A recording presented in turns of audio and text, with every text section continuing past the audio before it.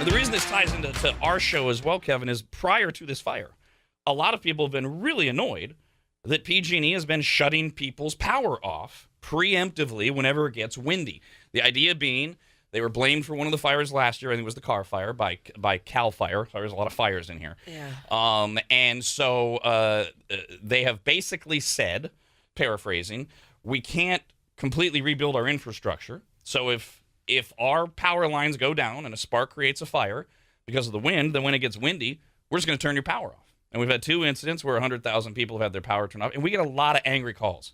And I get angry because it seems like that better safe than sorry thing. And then people kind of say, well, yeah, but is it because we're all so sue happy and people are just going to look to sue PG&E? So whether you're talking about PG&E specifically or not, is it as simple as this is a function of living in a society with everybody looking to sue and blame someone for things that used to be considered kind of natural disaster sort of stuff, or is there something more here?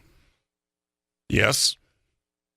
By full and fair disclosure, I used to represent PG&E when I was in the city, and I can tell you that what they're looking at is trying to the worst of the evils, right, or the best of the evils. This goes back to San Bruno.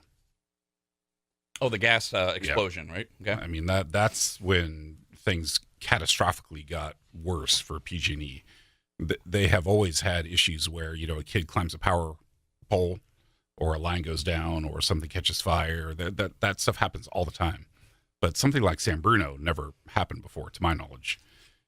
Since then, it's an issue for them, right? I mean, what are you going to do?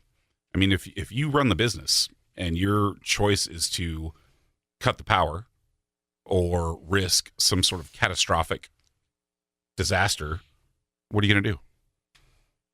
It's a tough choice, right? I mean, if you cut the power, nobody's going to see you. I assume what you're going to do first is you're going to talk to your attorneys, and you're going to tell them, "Hey, help me figure out how this works best for our bottom line." Yeah, and the attorneys are going to tell you this is from pure risk management. If the issue is risk being sued because you cut somebody's power versus get sued because something exploded, it's an easy decision, right? It's a no-brainer. Cut the power. But what of the possible liabilities from cutting power? So they cut the power to 100,000 people for up to 3 days a couple weeks ago. There was no fire in that case. That's kind of a liability too, isn't it? You got 100,000 people without power and food's going bad and stuff. Yeah, you're right. Well, worse than that, there could be medical conditions, right? There could be medical equipment that people are relying on that now no longer function because the power's cut. I mean, I don't know the ins and outs of the power being cut and how many and for how long, but yeah, that's a problem. I mean, if you cut the power and people are without basic necessities, that's an issue. But balanced against an explosion or a wildfire, right? It's a tough call. PG&E can't win here.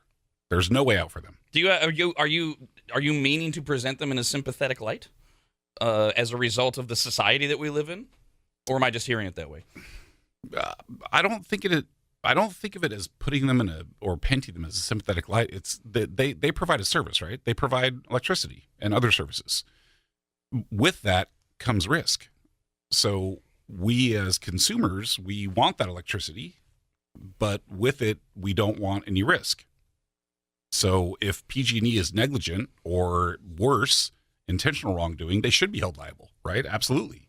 But if it's just a matter of, like you were saying earlier, just natural stuff like a power pole goes down, I mean, is that PG&E's fault? If a car crashes into a power pole and the lines go down and causes a fire, right? I mean, should they be sued over that? I'm not sure.